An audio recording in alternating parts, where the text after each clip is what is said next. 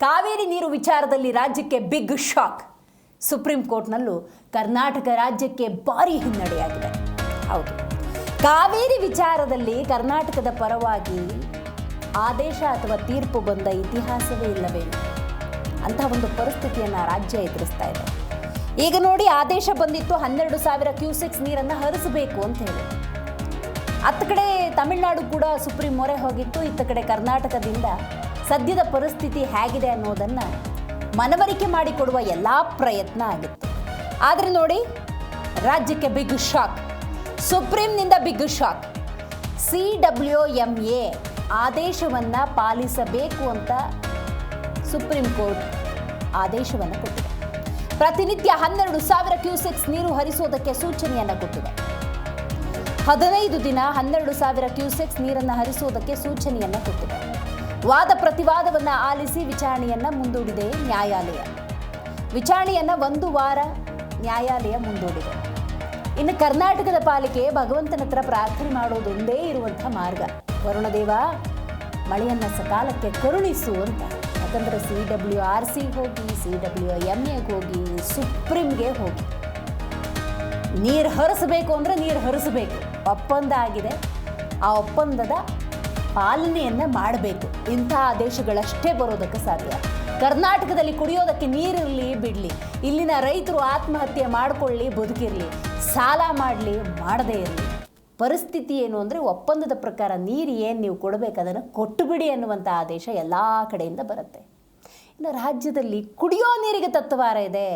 ನೀವು ಗಮನಿಸಬಹುದು ಕರ್ನಾಟಕದ ಸದ್ಯದ ಪರಿಸ್ಥಿತಿ ಹೆಂಗಿದೆ ಅಂತ ಹೇಳಿ. ಒಂದು 4 ದಿವಸ ಭಾರಿ ಮಳೆ ಆಯ್ತು ಅಷ್ಟೇ. ಒಂದು ಹನಿ, ಒಂದೇ ಒಂದು ಮಳೆ ಹನಿ ಬಾರದ ಕರ್ನಾಟಕದ ಬಹುಭಾಗ ಇದೆ.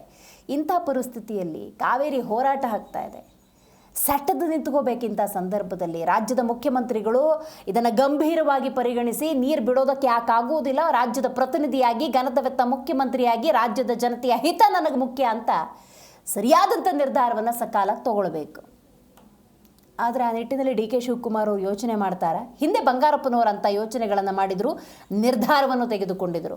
ಹಾಗಾದರೆ DK ಶಿವಕುಮಾರ್ ಅವರ ನಿರ್ಧಾರ ಹೇಗಿರುತ್ತೆ? ಯಾಕಂದರೆ ಇಲ್ಲಿ CWRC, CWMA, ಸುಪ್ರೀಂ ಎಲ್ಲೇ ಹೋದರೂ ಕೂಡ ರಾಜ್ಯಕ್ಕೆ ಅನ್ಯಾಯ ಆಗ್ತಿದೆ ಅನ್ನೋದಾದರೆ ನ್ಯಾಯವನ್ನು ಒದಗಿಸುವುದಕ್ಕೆ ಕರ್ನಾಟಕದ ಜನ, ಕರ್ನಾಟಕದ ರೈತರು, ರೈತಪರ ಸಂಘಟನೆಗಳು, ರೈತರು ಮುಖ್ಯಮಂತ್ರಿಗಳ ಕಡೆ ತಿರುಗಿ ನೋಡ್ತಾ ಇದ್ದಾರೆ. ನೀವೇನು ಮಾಡ್ತೀರಿ ಅಂತ.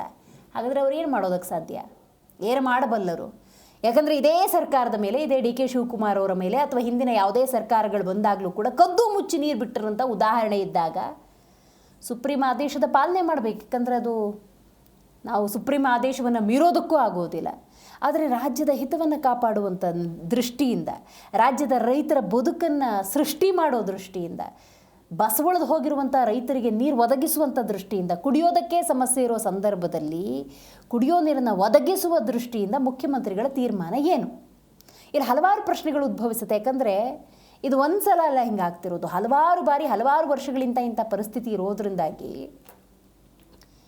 ನ್ಯಾಯಾಲಯದ ಆದೇಶವನ್ನು ಪರಿಪಾಲನೆ ಮಾಡಬೇಕಾದಂತಹ ಸನ್ನಿವೇಶ, ರಾಜ್ಯದ ರೈತರಿಗೆ ನೀರನ್ನು ಒದಗಿಸಬೇಕಾದ ಸಂದಿಗ್ಧತೆ, ಕುಡಿಯೋ ನೀರಿಗೆ ಸಮಸ್ಯೆ ಇದ್ದಾಗ ಕುಡಿಯೋದಕ್ಕೆ ನೀರನ್ನು ಒದಗಿಸಬೇಕು ಅಂದರೆ ಇನ್ನೇನು ಮಾಡ್ಬೋದು? ವರುಣದೇವನನ್ನು ಪ್ರಾರ್ಥನೆ ಮಾಡಬೇಕಷ್ಟೇ ಕರ್ನಾಟಕದ ಪಾಲಿಗೆ ದಕ್ಕಿದ್ದಿಷ್ಟು ಅಂತ ಹೇಳಿ. ಈಗ ನೋಡಿ, ಕಳೆದ ಹಲವು ದಿವಸಗಳು ಇದು ಮಳೆಗಾಲ ಅಂತ ಹೇಳೋದಕ್ಕೆ ಸಾಧ್ಯ ಆಗ್ತಾ ಇದೆಯಾ? ಸಾಧ್ಯವೇ ಇಲ್ಲ. ಅಂಥ ಒಂದು ಪರಿಸ್ಥಿತಿ ಇದೆ. ಜೂನ್, ಜುಲೈ, ಆಗಸ್ಟ್, ಸೆಪ್ಟೆಂಬರ್ವರೆಗೂ ಏನೋ ಒಂದು ಸ್ವಲ್ಪ ನೀರು ಮಳೆ ಬಂದುಬಿಡ್ಬೋದು. ಆಮೇಲೆ ಕತೆ ಏನು?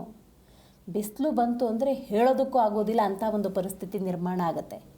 ಜಲಾಶಯಗಳಲ್ಲಂತೂ ನೀರಿನ ಮಟ್ಟ ಹಂತ ಹಂತವಾಗಿ ಕಡಿಮೆ ಆಗ್ತಾ ಇದೆ.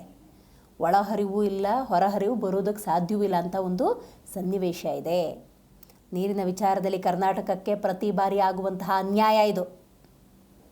ರಾಜ್ಯ ಸರ್ಕಾರದತ್ತ ಮುಖ ಮಾಡ್ತಾ ಇದ್ದಾರೆ ರಾಜ್ಯದ ಜನ. ಯಾಕಂದರೆ ಕುಡಿಯೋದಕ್ಕೆ ನೀರು ಬೇಕು ಅಂತ ರಾಜ್ಯದ ರೈತರು ಕೇಳ್ತಾ ಇದ್ದಾರೆ. ರೈತ ಚಟುವಟಿಕೆಗಳಿಗೆ ಏನು ಮಾಡೋದು? ನೀವು ಸೂಚನೆ ಕೊಟ್ಟ ಬೆಳೆ ಬೆಳೆದು ಬದುಕನ್ನು ನಡೆಸೋದಕ್ಕೆ ಸಾಧ್ಯವ ಅನ್ನುವಂಥ ಪ್ರಶ್ನೆಯನ್ನು ಕೇಳಿದ್ದಾರೆ. ಹಾಗಾಗಿ DK ಶಿವಕುಮಾರ್ ರಾಜ್ಯದ ಘನತೆವೆತ್ತ ಮುಖ್ಯಮಂತ್ರಿಗಳು ಏನು ಹೇಳ್ತಾರೆ ಕಾದು ನೋಡೋಣ.